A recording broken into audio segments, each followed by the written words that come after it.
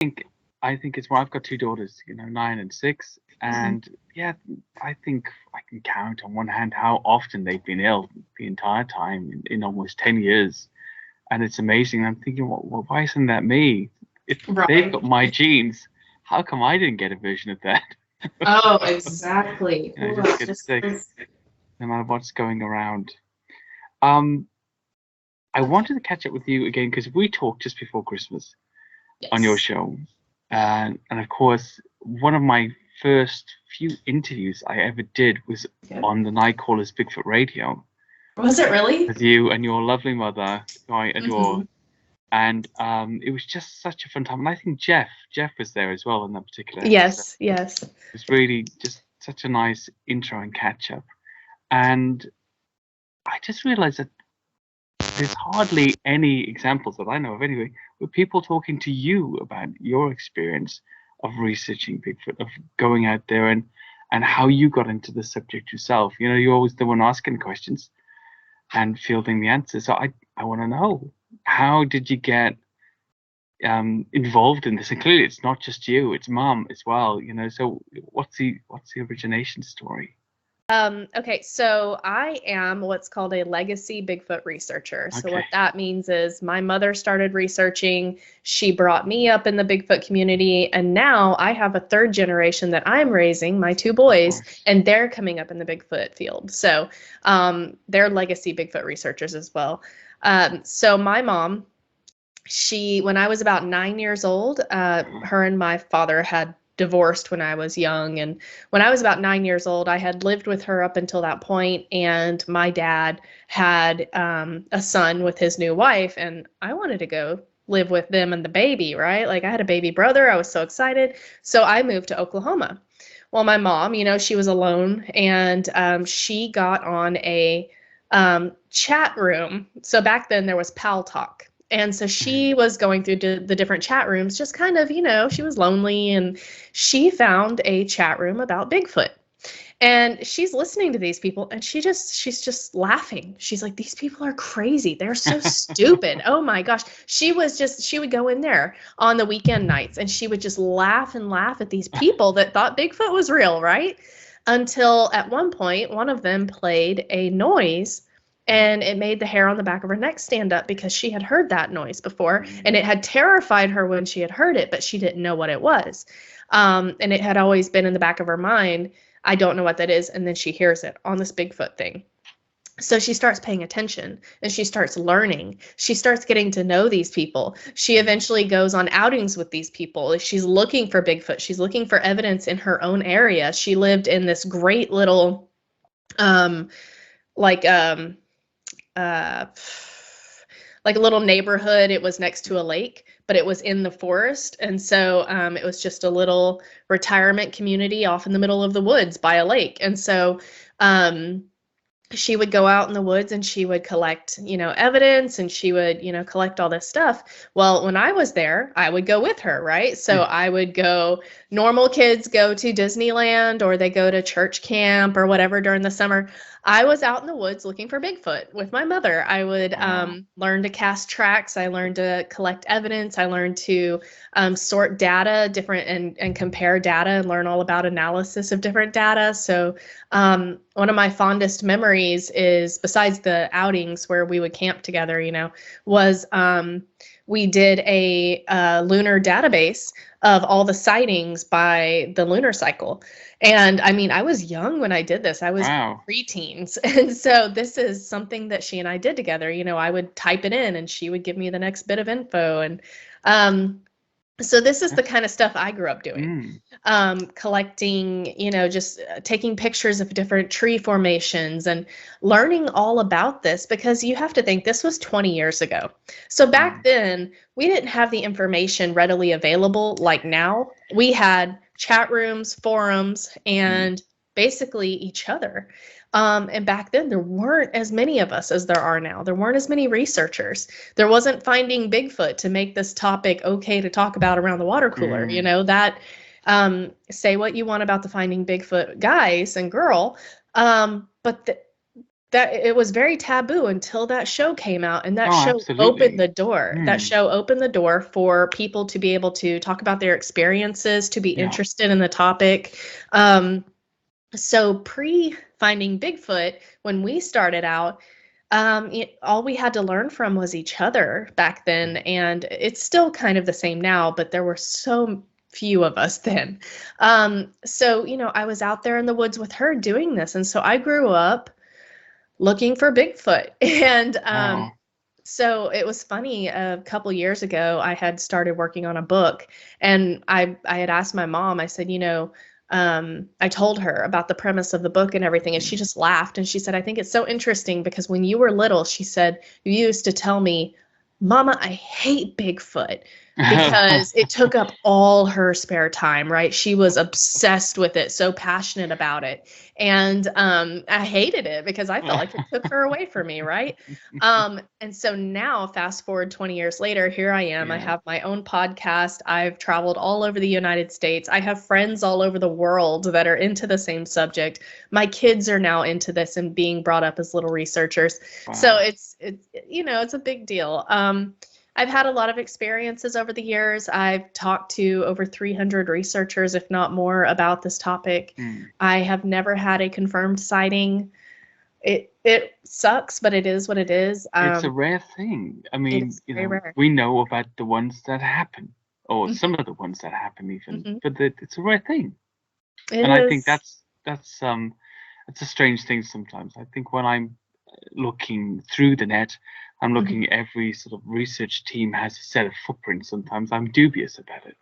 I think it's a Yes. very rare thing, and I'm Yes. almost glad sometimes not to have ever had a sighting of any Yes. type of cryptid whatsoever, because Yeah. I don't have skin in the game in a way. I can still be Right. that person that looks at the evidence, and maybe that's Yeah. the same with you. You know the genre, you know Yes.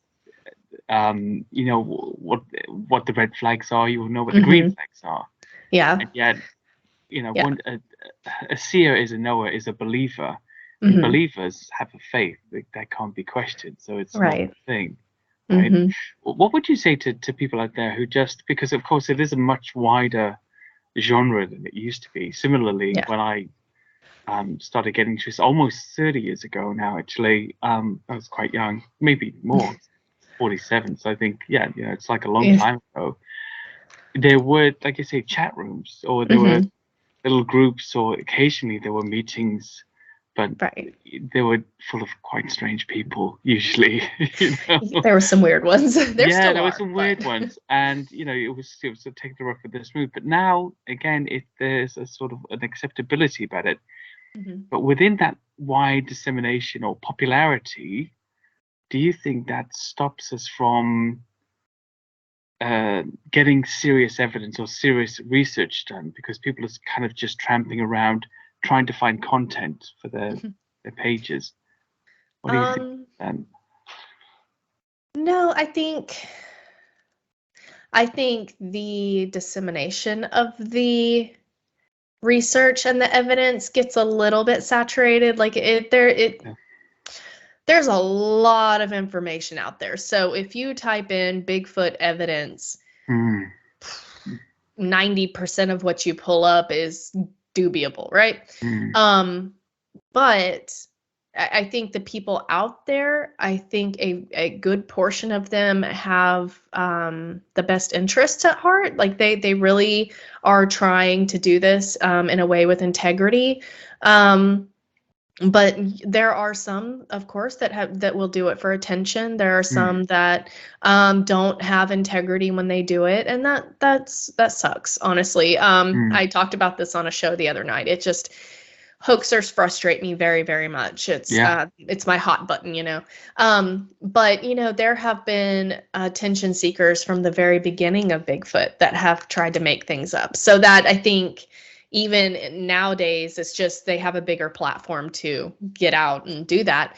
But I think with, we had like chat rooms and forums. I think now we have these YouTube channels and we can take people out in the woods with us and Mm, show them, instead of saying, typing, "This is how I cast a track," you can go out there and show them how to cast a track. You can show them, this is a good looking habitat for a Bigfoot in southwest or southeastern Oklahoma, where I live. Like, you can go out there and you can teach. So I think the people that are using this to educate or even journal their research, I think that's respectable. That's awesome. I think the ones that obviously just want the views and the monetary benefit from it, nuts to them. Great if that's what they want to do. But just, I think some of them probably shouldn't call themselves researchers, because Yeah, I mean, yeah, I feel the same way. Rough the smooth. I in one way, I've always felt slightly like,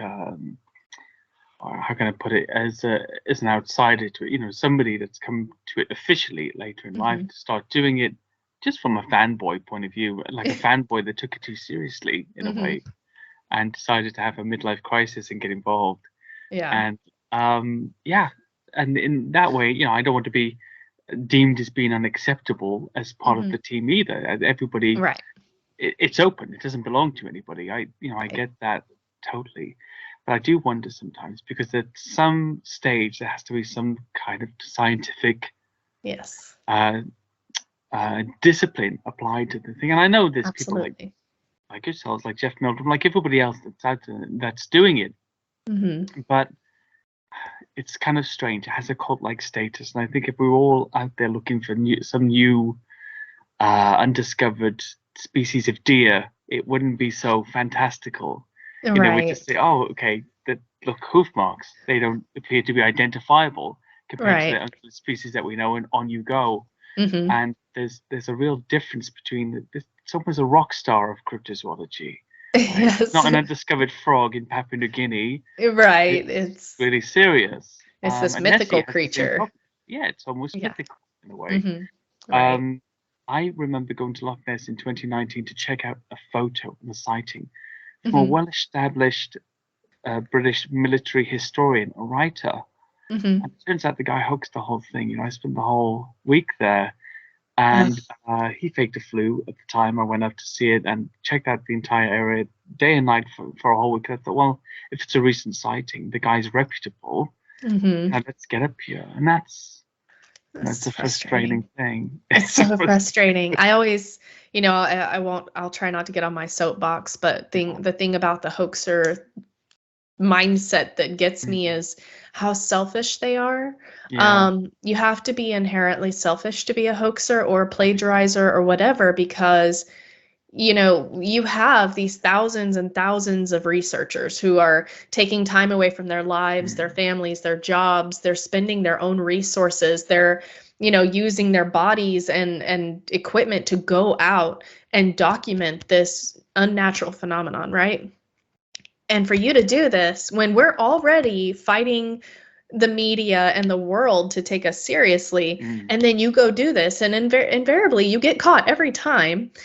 So you take us 5 steps back from where we have been fighting to get to, and it's very frustrating. And I could go on and on about hoaxers, but to me, what bothers me the most is that they get away with it. There's no recourse for them. Like they get away with it. And a lot of them have these people that just accept them back into the fold and let them keep being a researcher. And I'm like, if you have faked anything, I don't trust you ever again. Like, I don't care if it was an accident. Absolutely. Like, you're done. You are literally done. It's very frustrating. Done. So I have a presentation that I give. This is kind of what I've been working on, and it's called Little Footers, the Next Generation. And what that is educating Bigfoot researchers of today about how we need to be including the kiddos in our thoughts about Bigfoot research. We need to be training them on how to research correctly, how to use the scientific method, how to collect evidence, how to go out into nature and be aware of their surroundings, to track, to document the flora and fauna of their area, because none of us are going to live forever, right? So if we solve this mystery tomorrow, well, then it turns to conservation needs, right? We have to hand over our documentation on this species so that it can be taken care of and protected. So it doesn't stop with proven, and the next generation has to carry that torch. And if we are keeping them out of the woods because we want to keep them safe, so this is, I actually did an interview over this recently, and I got a lot of not flack. I got some questions from the chat. They were worried about me taking my kids into the woods. And I said, I'm not taking them on night ops. I'm not taking them out into dangerous places to,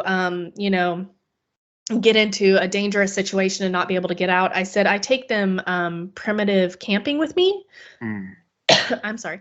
And I take them out and I introduce them to nature and we go camping and such. I said, I don't take them out on dangerous expeditions. Honestly, I feel safer about taking them out into the woods with me than I do taking them to the middle of downtown Tulsa at night. Okay, yeah, sure. I mean, so you got to pick your evils, I guess. But but my thing is, getting the next generation into the mindset of Bigfoot research. And you can actually approach it as, you want to get your kids outdoors. You want to get them away from the screens. You want to get them outdoors, right? That's most parents' goals. Okay, a good way to do that is say, hey, let's go look for Bigfoot. That kid is going to be all over it, okay? And so that's your in. And they're little sponges. Give them books about it. They have so many books out now for kids and teenagers about Bigfoot. There's fiction, there's, nonfiction, there's tons of information out there for kids to learn about this. And so you get them out, they're little sponges. They start wanting to learn more. My kids, when we go out, we find tracks. Well, they want to follow the tracks and see where that animal went and what it is and what it did. And it starts out like that. They hear a noise. They want to learn to identify it. They want to know what that noise was and which animal it belonged to. So getting the next generation out into the woods and educating them about Bigfoot and how to look for it, how to document it, what you were talking about, the scientific aspect, our next generation needs to know that. And maybe, just maybe, we can, in doing that, teach the current researchers the same thing. And the biggest thing that I preach is let's teach them to be kind to each other, because that's something the current community lacks. So I would like to teach the next generation to be kind to each other, first of all, when you're taking witness reports or anything. Be kind, but have integrity, But you can do both those things. And as somebody that has been on the receiving end of the opposite of being kind, quite a few times, I just, I was astonishing to me, actually, the vitriol. I don't want to go into any details at all, but I was a musician for many, many years, and that can be quite a catty sort of backstabbing industry. But even with that background, I was like, oof, goodness me. It can be very rough. This person wants to destroy me. Yes. It was just shocking, because I thought, essentially, look, this is a small, I won't go into that any further, but this is a small genre. It's, even with the maximum increase that we've seen, it's still small, it's still niche. We need to have each other's back. But what I've noticed, perhaps in the last 2 or 3 years, is there is quite a group of people who are a little younger, who've come up, who are being scientific, who are communicating with each other and not backstabbing. They don't seem to be cliquish. They're very turned on to the finding, to the sharing, and to the open source aspect of information, which is very Gen Z anyway. Sharing, it is tapping into it, and it's just out there for you and kindness. Kindness and inclusiveness. So Gen Z, obviously, I'm not Gen Z. I'm a little bit above that, but they're all about inclusivity. I'm a millennial, so they're all about including each other, right? And so I'm friends with quite a few of those younger people in the Bigfoot community and the cryptid community, and I cannot tell you. It's refreshing. It's refreshing, but it was It was very hard. I'm very jaded. I was very jaded and cynical by this point, right? I've been doing this for 20 years. So it's 20 years of backbiting and clicking and all of the nasty stuff in the Bigfoot community that brings us backwards instead of working together and pushing us forward together. And so I came across this cryptid community, these younger people. They would take I would post something on Nitecallers. They would take it and share it to their stories and say, "Oh, go check out Nitecallers tonight. She's having a great show." And I'm like, why would you just do that? Like, why would you just be so kind as to do that? They would have me on their shows. They would have, "Hey, Lauren's in the room tonight. Let's say hi. She's with Nitecallers. That's a great podcast," and just shout people out for no reason. Really nice. I would be feeling the same thing. Why aren't you flagging all my content and getting me demonetized? Surely that's what you're supposed to be doing. Yeah, it was like this inclusivity. I was in this support and like unconditional support. Like, "Oh, I don't care. That's fine. Let's do it." Great. So that also transferred into their research. They were like, "Hey, I tried this. You should try that. Hey, I did this. Here's pictures."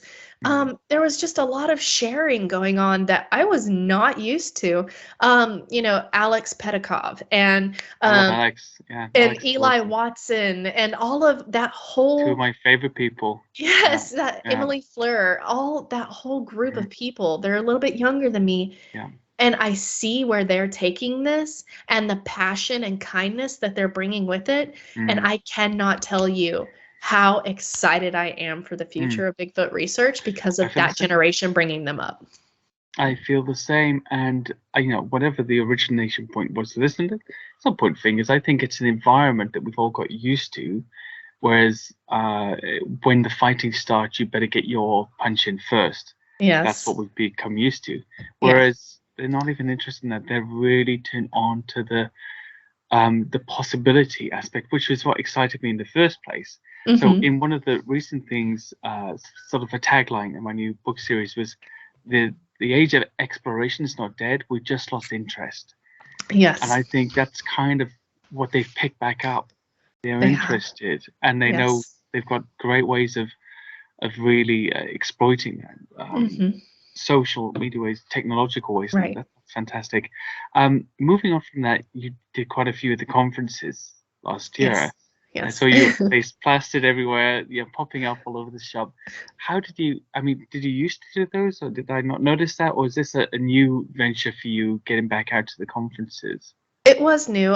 So I actually hadn't spoke at any before until this past fall. I actually got to give my first presentation over the little footers. I've put them on. So I put on it was the FOUT camp out. So I put on a conference camp out event and had people come, and we didn't really have speakers though. We had storytelling around the campfire where we encouraged the locals in the area and the guests attending the camp out to come and share their witness encounters and what, because it's the Fouke area. So Legend of Boggy Creek, that area. And so we encouraged people to come. So that was one event that I put on for a few years in a row. Now I have the Nitecallers Camp Out, which is just a camp out. It's an opportunity for people, fans of Nitecallers or friends, to just come hang out and share their witness encounters and go research and hike and just enjoy time with me and my mom. And it's really fun. But the conferences, so I actually started going to the conferences just to vend my merch or just to honestly go see people. And I ended up being interviewed at the conferences, and I ended up, getting to know all these different people, and just people would seek me out because of Nitecallers, and then they would share their witness encounters, which I thought was amazing. I got to meet so many people. I got to meet Amy Boo at the Texas Bigfoot Conference. Oh, yeah, she's great. I cannot tell you. What a researcher. I fangirled Mm. so hard because she Mm. came up and she said, "Are you Lauren from Nitecallers?" And I was like, "I am." And she looked different. She had a hat on, and I was like, "I am." I was like, "What's your name?" And she was like, "Amy." And I was like, and I mean, I screamed. I was so excited, and I couldn't believe she knew who I was. She is one of the sweetest people I've ever met in my life, and so I got to meet her, one of my role models. I got to meet her and hang out with her. Quite a few different people like that, that you meet in person. And you can finally get to know them and get to see how they are in person. I got to share a fire with a few people that I really respect, so that was awesome. But yeah, so I'm doing a conference at the beginning of March, the Oklahoma Bigfoot Symposium. I'm doing a presentation there. Yeah. The following week is the Nitecallers Camp Out, and the week after that is the Fouke Camp Out. So, and do the kids come to all these conferences? Yes. Yeah. Wow. So my kids, they might not be at the Bigfoot Symposium conference, although they usually do go. DW loves having them there normally. But they will be at the camp out. They'll be at the Fouke Camp Out. Everybody knows that my kids, they pretty much go with me. Like they are in the Bigfoot family. They know everybody. So for me personally, my Bigfoot people are extended family to me. Some of them are closer to me than my blood relations. And so my kids know these people. And when I'm out, in the field, these people treat my kids like their own. They're very protective over them. They try to take them aside and teach them amazing things. My kids have learned so many bushcrafting techniques from people and all kinds of things. They're very welcome, but like I said, I do keep them safe. If it's a night ops situation or a semi-dangerous situation, yeah, they're not going to be out there. You're responding to these comments again. People.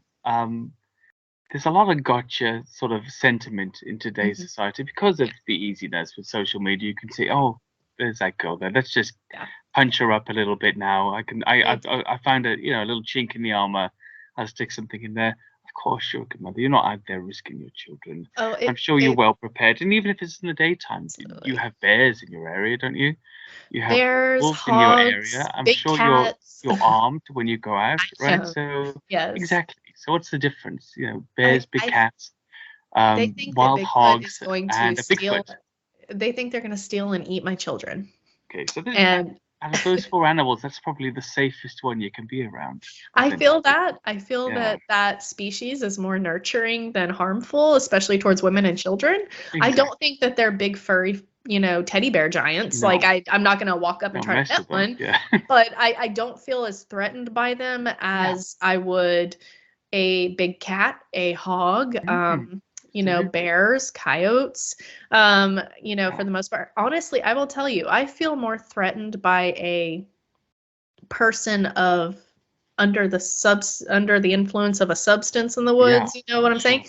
Yeah. Rather than an animal. But does that happen? Absolutely.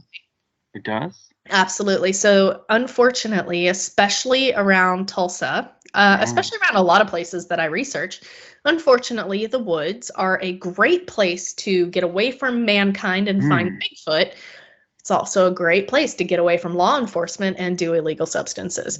So and I found that this is not just an issue in Oklahoma. I was talking to a friend of mine from Washington, and he was asking why I don't research around the Tulsa area. And I said, unfortunately, the best places to research around Tulsa are also the best places to do drugs and bury bodies. I said, or dump bodies. I said, so I don't feel comfortable going to those places alone because riffraff hang out there that are up to no good. If they're out on a road at 2 or 3 in the morning, I have to wonder if they're up to no good or are they looking for Bigfoot? Because it's 50-50, they could be. I would say, I'm definitely in favor of you steering clear of areas where bodies may be dumped. Yes, that's always a red flag for me. That's a biggie. But that is something that happens pretty much across the United States. My friend in Washington, he said a lot of people who use methamphetamines are out on those mountain roads. Sure, no, I meant about the sort of the burying murder victims part of it. I mean, I didn't realize this was such a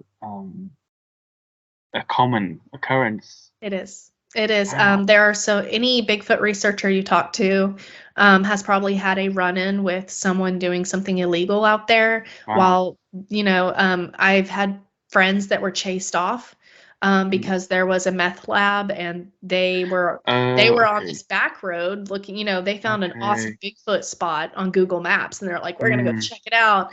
They get okay. there and it's a meth lab or it's a marijuana grow or, Okay. an illegal marijuana grow because they're Yeah. legal here in Oklahoma now and Uh-huh. licensed. But we have the illegal cartel grows and such. So you have to be very careful when you go out in the woods. Wow. So those situations are the ones I would not bring my children into Sure, sure. You have versus cartel people private there in property. Oklahoma? Yeah. Do what? I'm sorry. You have cartel gangs there in Oklahoma? Yes. Yeah. Wow. So Arkansas, Oklahoma, Missouri, the cartel fly drugs into these places and then disperse them to other states. Wow. This is serious. The whole drug thing. I mean, I've never really been into that. I was a musician for years. My friends did all these different things. But one of the Absolutely. things we used to talk about quite frequently, and I used to talk about as an objection, is that the crime that's associated with providing you with those substances, regardless of what you think, if it's okay to smoke weed or do whatever or not, Right. the surrounding crime that brings that drug to you, that's the Yes. stuff you're sort of supporting. And that's really it's horrifying. Yeah. That's Now, horrifying. with marijuana being legal in Oklahoma, you can go to a store and buy Mm, your marijuana or your edibles or whatever, and you can go home and safely do that, and nobody is really mm. harmed. Yeah, sure. That's okay, but the other illicit substances, Sure. there's not a great, it's not cupcakes and gravy for those, but Oh gosh. a lot of people don't know that it affects Bigfoot research so much, and it does. I wouldn't have a Um, clue. Absolutely. there's that movie on Amazon Prime, I believe. What's it called? It's about the marijuana grows in California. Okay. Bobo's in it. Bobo Faye's in it, and but basically, you think it's about Bigfoot, but it turns out it's really not, and it kind of mocks Bigfoot. Oh, okay. Yeah, Matt of Bigfoot Crossroads, he and I did an episode over that, and we watched it and reviewed it for everybody, and Mm. it's kind of stupid, but Yeah, I never there's saw it. I never saw but it. the drugs and stuff like that, it does affect Bigfoot research more than people know, unfortunately. That's so strange. And one of the things that we forget here in the UK actually is that yes, we have a lot in common, but we are two very, very different countries. Yes. Really Yeah. different. Yeah. And although things have, perhaps grown a little more choppy, a little more dangerous here in recent years, there's Yes. really no comparison with crime. None at all. Yeah. Yeah. Like London's a pretty good place to get stabbed now. I joke sometimes if I have to go and have a meeting in one of the dangerous areas in London, but usually I stab myself before I go, so they know I've already been done. Oh And my I get there, goodness. but it's a joke, it's a risk, but Right. it's not really a risk for me because I'm not in a gang Right. or anything. So that's where you Yeah. get that kind of problem. And if somebody wants to mug me, they can just have the stuff, and take it. Right. I'm not in a big risk thing, but I'm unlikely to be accidentally shot or Right. anything like Right. that. It's not going to happen. Basically, it's the UK. Right. We're not there yet. We're on our I way, but we're not there yet.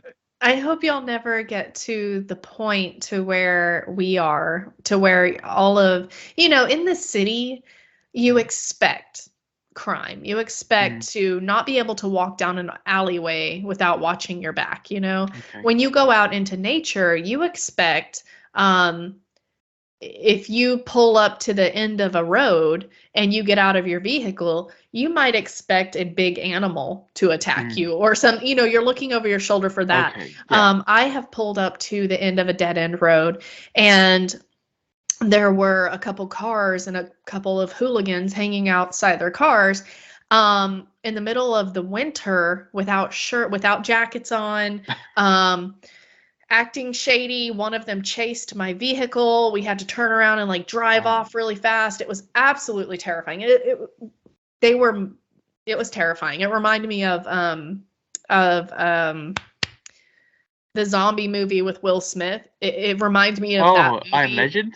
Yes, I Am Legend. That's one of my favorites. I can't remember the name. It reminded me of that movie, the way this bald man came running after us with no coat on in the middle of winter, and he's just like taking off after the truck. And I was just like, because I thought they were stuck at first, like maybe their vehicle was stuck or something, or, I figured someone would be like, hey, help. You're getting your neighborly head on, ready to help. No, he chased the vehicle and was like, it was utterly terrifying. And this is the kind of stuff that you find on dead-end roads in the middle of nowhere when you're trying to look for Bigfoot. So because these guys want privacy, clearly, So this is probably another meth thing. This is what you're talking about here. Probably so, meth yes. operation. Yeah. If you're standing out I don't know much about meth, but I'm assuming if you're standing out in winter topless, you're a meth head. Or, something. There's something going on that probably, Anyway, so these are the kind of challenges we face here are, so when people are like, oh, aren't you scared of hogs and mountain lions and bears? And I'm like, no. As much as people. Not as much as people. I am 10 times more terrified of a person driving up to my camp or walking up to my camp than I am any creature that can come into my camp. Any creature. Because animals are predictable. They have predictable behaviors. They are. A big fear of mine obviously is a mountain lion coming into my camp or dropping down from a tree, because humans, we don't look up. It's just not a thing we do, and much to our detriment, right? That's a big fear of mine. But it's not as big of a fear as somebody on two legs. And I had an experience. So I a couple hours from my home, there's a research group near that I hang out with and go research with. They had an amazing little piece of property. It's public land, but it's rocks and ridges and boulders, and it's right on a river. It's gorgeous. So I decided I was going to go do a solo camp out with me and my dog, and I was going to go research it and just camp out for the weekend. So I hike up, I get my bag, I get my hammock, my dog, and I park at the end of the road, and then I hike up these ridges. And I was like, you know what? This is my first solo. I think I'm going to camp a little closer to the car. So I hike back, and I'm about 3 ridges up. So I'm way above my car on the backside of a ridge. And I put my tent or my hammock and my tarp and all of that. I set it up in between some boulders so you couldn't really see my fire, right? I wanted to stay hidden. I didn't really want anyone knowing I was up there alone. Just a woman and her 15-pound dog. So I made my dinner. I hiked around. I had a great night. I was laying in my hammock and I was thinking to myself later, I was just like, oh my goodness, like this is amazing. I was like, this is so addictive. Like I want to do this all the time. I want to camp by myself and research by myself. I felt like I was going to have more activity actually that way. Yeah. I laid there, I listened to the coyotes all night, the owls. I had a raccoon bumble through camp and get startled and run away, my dog would alert, and he did bark at the raccoon. He barked and scared the raccoon off. And I was laying there, and it was about 3 or 4 in the morning. I wake up to this awful noise. I thought a Bigfoot had pushed a tree over when I woke up to this noise. Like it sounded like a big crack noise and then a tree falling noise, in my head. And so I'm laying there and I'm holding my dog and I'm like, oh my gosh, here it goes. I'm like, here we go. Yeah, Bigfoot's here. They're pushing over trees. All right, let's get ready, boys. Here we go. I was so excited. And then the gunshots started. Just a whole bunch of gunshots. I heard tires being popped. And I'm laying there at this point, terrified. My dog is trying to lunge out of the hammock and I'm holding him as tight as I can without suffocating him. And I'm shaking. I am head to toe seizing at this point, shaking so hard. I was terrified. I was scared to make any noise. Wow.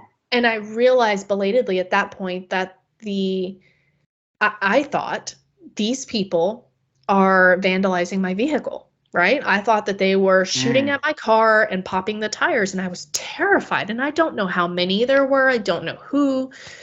And I hear walking. I hear them walking down below my ridge where I'm at, and they're walking on the leaves down there. And I'm like, oh my God. About that time, I realized, what if they come looking for the owner of that car?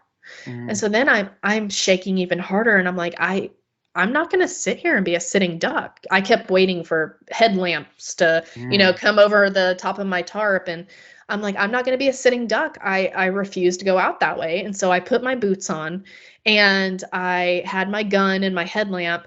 I kept it off, and I was laying there just kind of with my feet over either side of my hammock, and I was just like ready that if I saw headlamps, I was going to grab my dog and go up on the boulder above my Mm. camp, and I was going to pick them off one by one because I'm not going to be a sitting duck, right? Absolutely, yeah, sure. So I'm laying there, I'm holding my dog, and I grab my phone. I had no service out there. I was in the middle of nowhere. I grab my phone, I have one bar, and I'm like, okay. So I text my friend DW, and I said, DW, there are people shooting out here. It's really late in the evening or late at night, early morning. I said, they are obviously up to no good. I said, can you please call the sheriff? And he instantly, it shows red, and he texts back, and he said, I'm on my way. And I was like, and he said, call the sheriff, I'm on my way. And I was like, oh my gosh, thank God. Like I was gonna tough it out till morning, but I was terrified. So I laid there for a little bit just listening, because I just knew I was gonna hear footsteps walking up to my camp.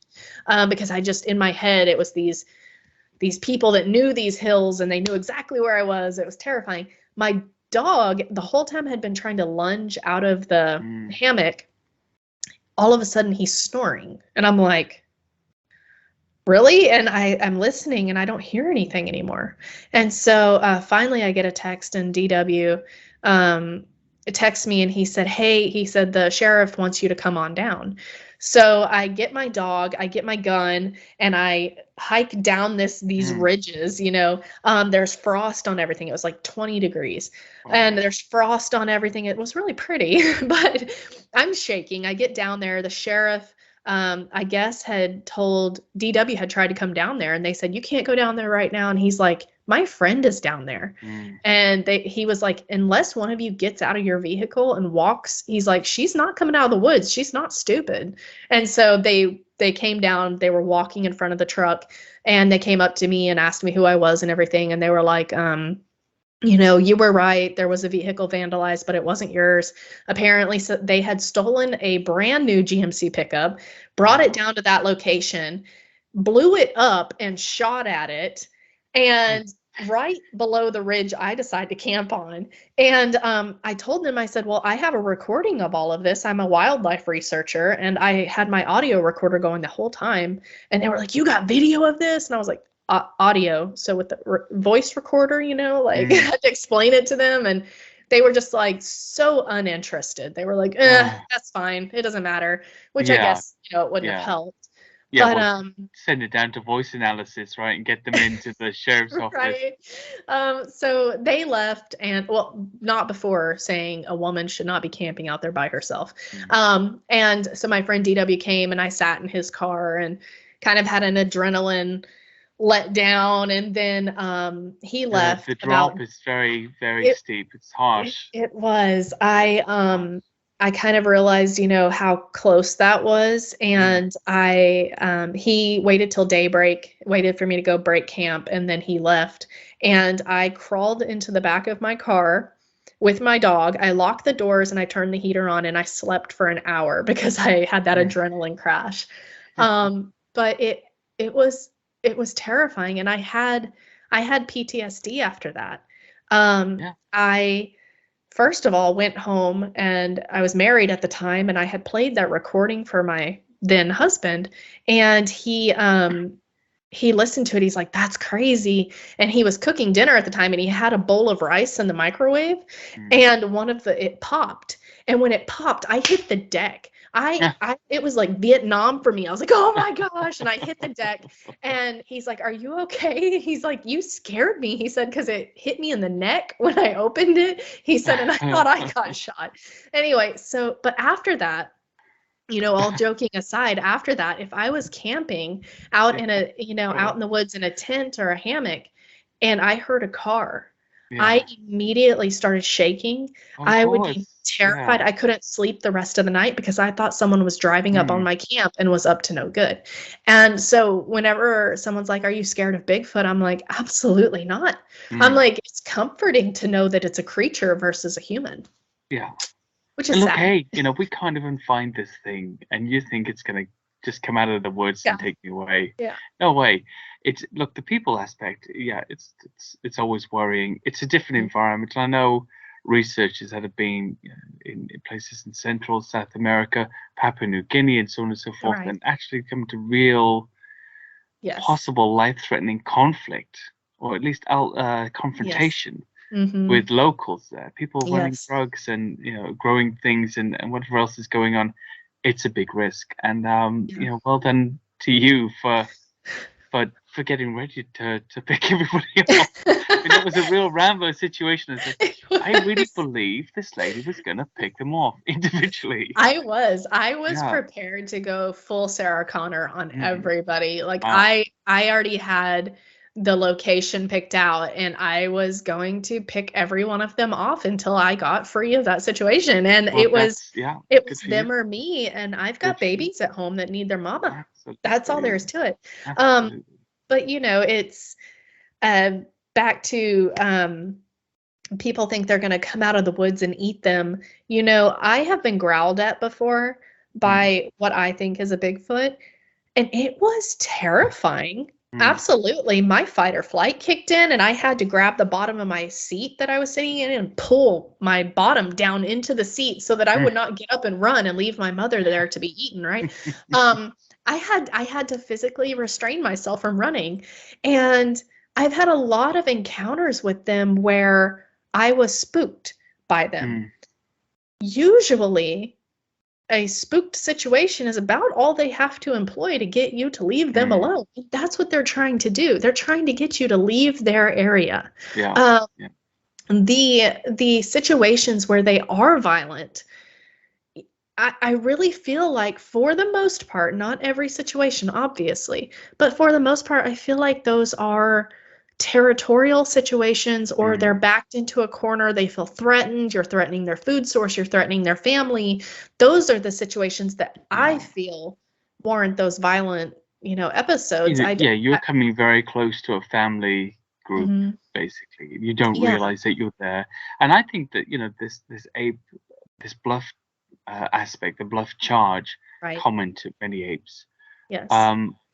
I believe that these creatures, their bluff charge is more akin to that of a gorilla than a chimp. A chimp that's half your size will tear your arms off. They're awful creatures, terrible, cute, but terrible animals. Eat your face. Yeah. Whereas a gorilla, this is a gentle giant essentially, and not many people have been beaten to death by gorillas. If any, it's a lot of show. It's a lot of show. The possibility, the ability, and is there, and who knows, it could happen. But all of the stories I hear, even the most terrifying ones, the creature always stops short of any harm. Even in places like Australia, where they seem to be a little more aggressive, and people have been maybe hit or pushed to the ground or something, they've never been killed. They've never been seriously injured. This creature has just said, "Get out of here. Don't like you." Yes. Don't I like mean, you on my turf. I think there definitely could, the missing 411 where, people have gone missing. I think there definitely a lot of things out there that could make you go missing. You've just talked about several of them. Yeah. Yes, mountain lions can take you up a tree and you'll never be found, or take you into a den and you'll there every time.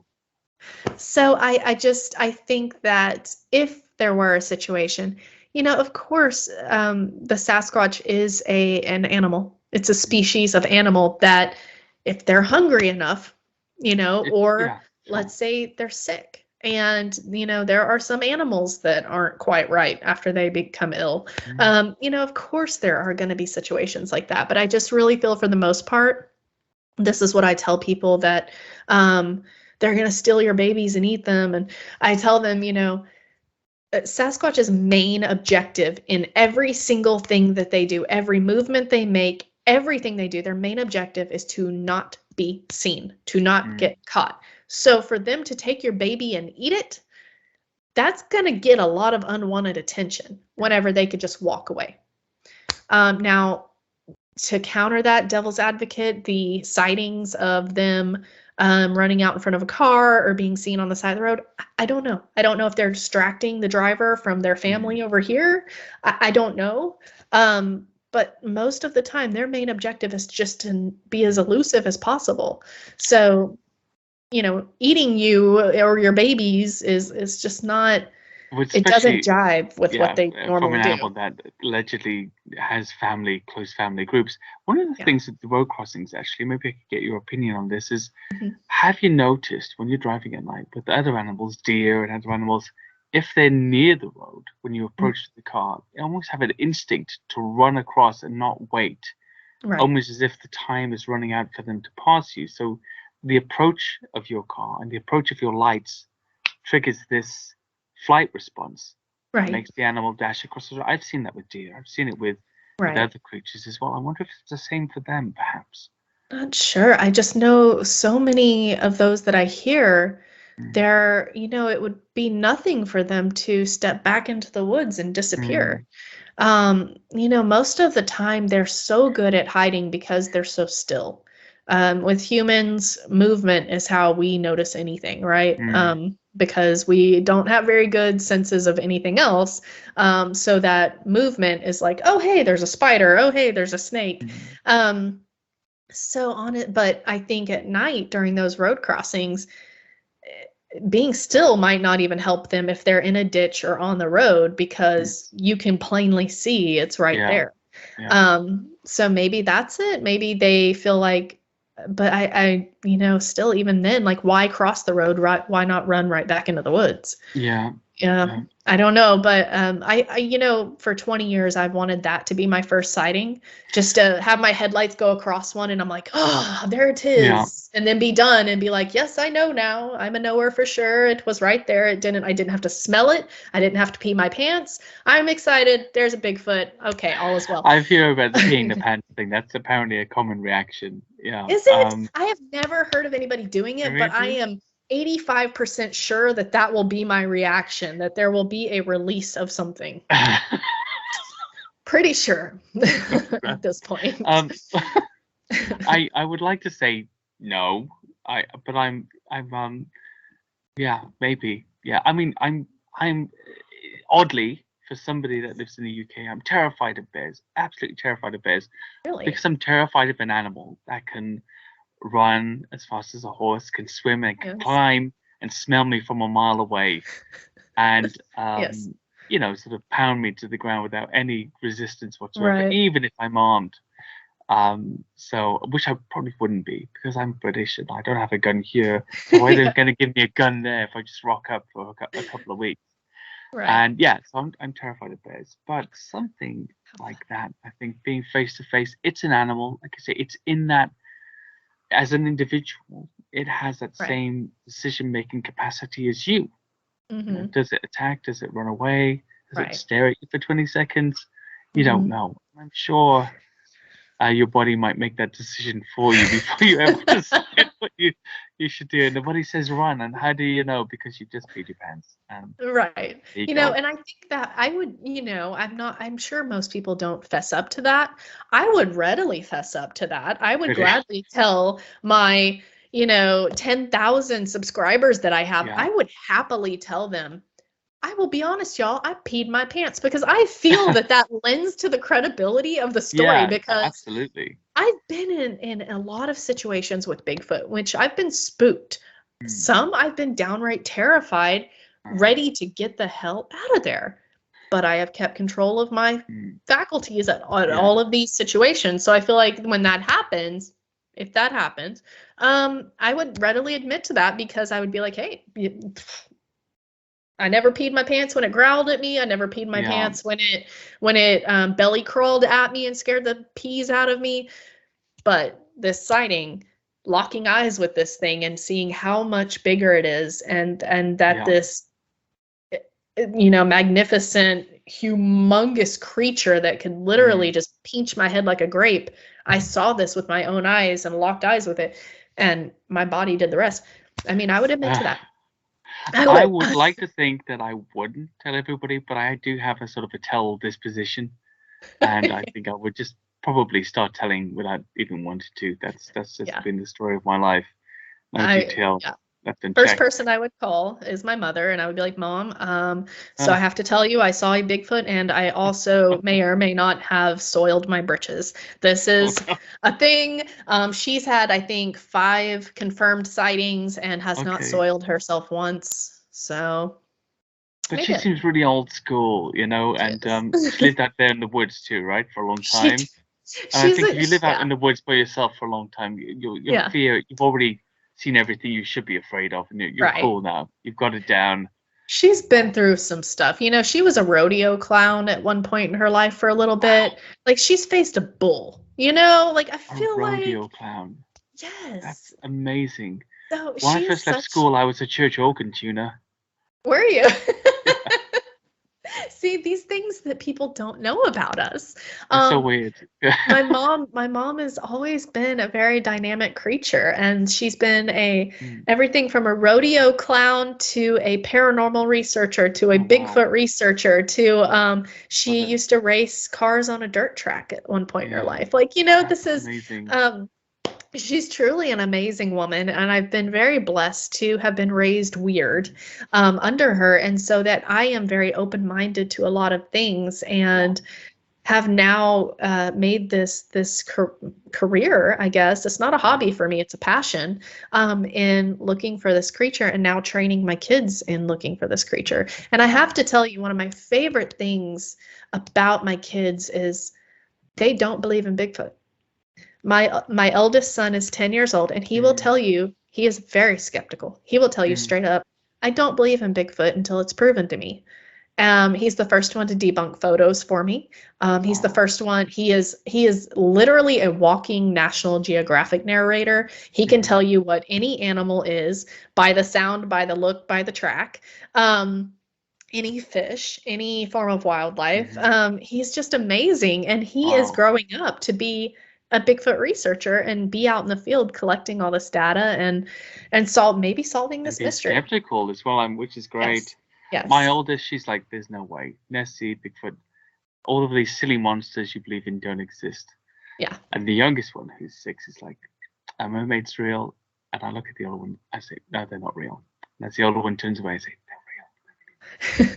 She's like, great. Yes, I love it. Don't tell anybody. I love it. She really wants to come and look for Nessie and some other things, and it's just wonderful. It's wonderful because it's fun. It's fun for them, and it's fun for me too. And I think that's one of the things that's missing sometimes. We have to remember again that it's fun. Well, and we also have to remember that children are little sponges, and so it's monkey see, monkey do.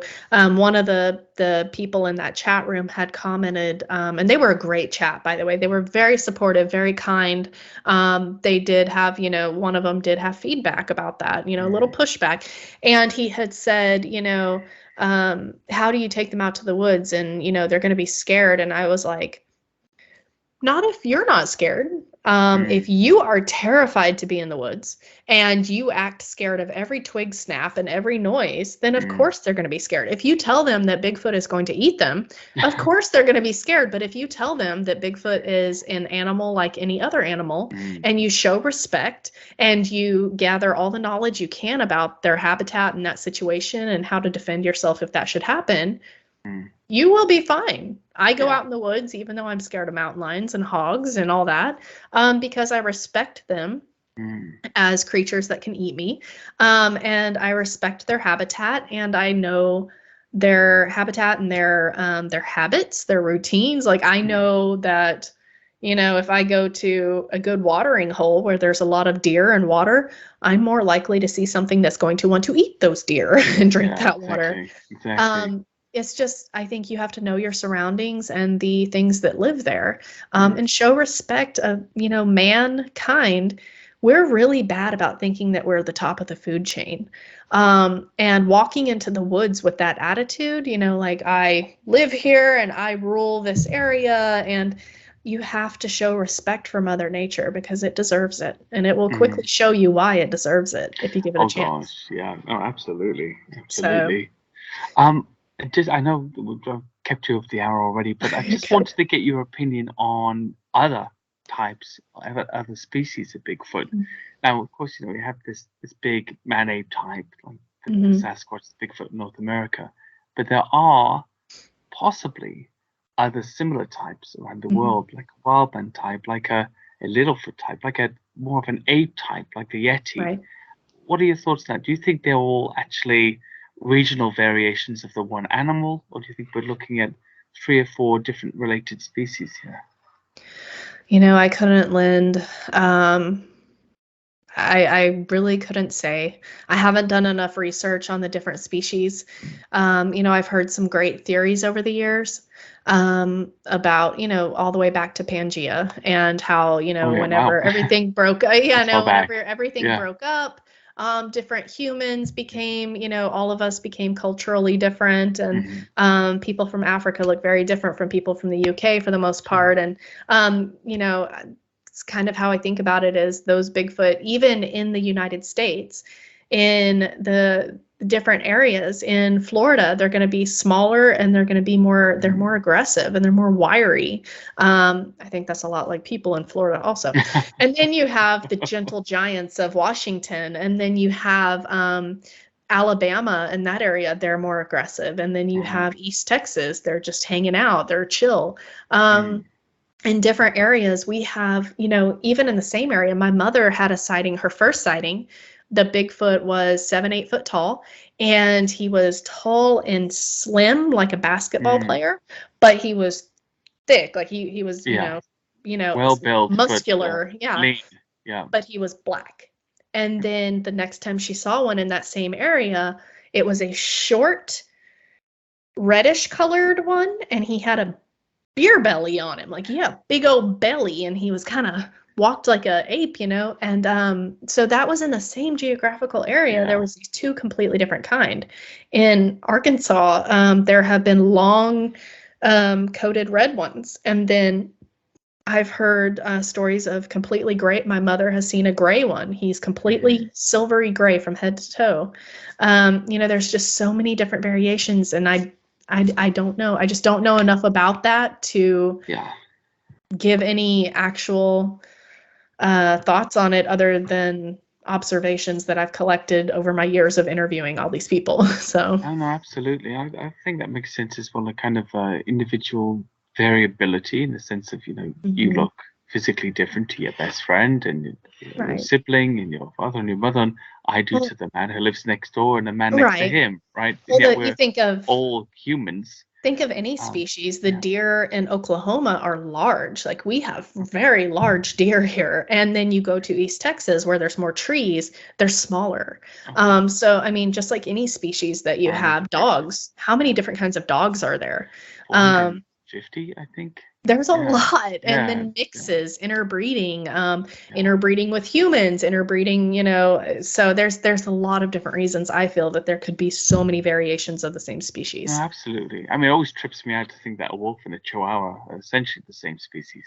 Right. Absolutely. Yeah. I look at my dog in there acting like he is literally going to expire if I don't fill that food bowl. And I'm like, your ancestors would be so disappointed in you right now.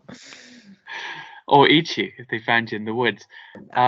Just before we should just let everybody know where they can find you, where they can find Nitecallers, how they can get involved and support your work. So Nitecallers Bigfoot Radio, you can find me on YouTube, Facebook, Instagram. And if you go to any of those places, you can pretty much find a link to any of the other places, my merch store, anything like that. And I do a show every other Wednesday live. And this Wednesday I have David Wilbanks on. He's another Bigfoot researcher from Oklahoma, actually, and he's written a few books. So I'm kind of eager to talk to him about his experiences here, if he's run into any meth heads. I'm sure he has. And on the off Wednesdays, because we have been going for a very long time, as you said, on the off Wednesdays, we have the old show back 300 episodes ago. We are putting the old episodes up. Oh, wow. Really? Because for historical value, because the Absolutely. content within those episodes, this is back before we had Finding Bigfoot and YouTube and all of that. So these are really good information in there, and I'll it's have kind to of check back this to out. our roots. You're going to be featured soon, I'm sure, Oh, wow. because you're one of the older episodes. So anyway, you can find my show, YouTube, Facebook, Instagram, any of those things. And as I said, I will be I post any interviews that I do for other people as a guest. I post those on Nitecallers as well, so you can check those out. Awesome. Thank you so much for coming on. As always, it's just a pleasure, and it was very revealing. And I think we can agree on one thing at least, which is that we will both soil ourselves should we come face to face with Bigfoot.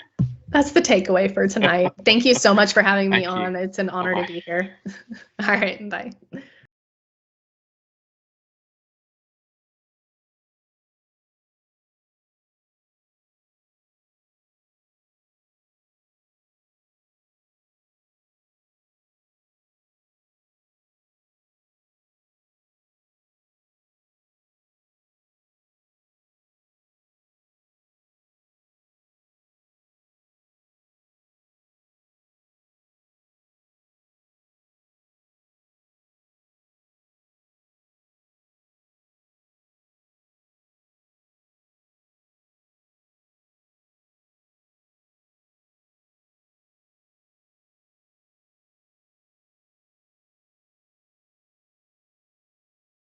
It was a buzz.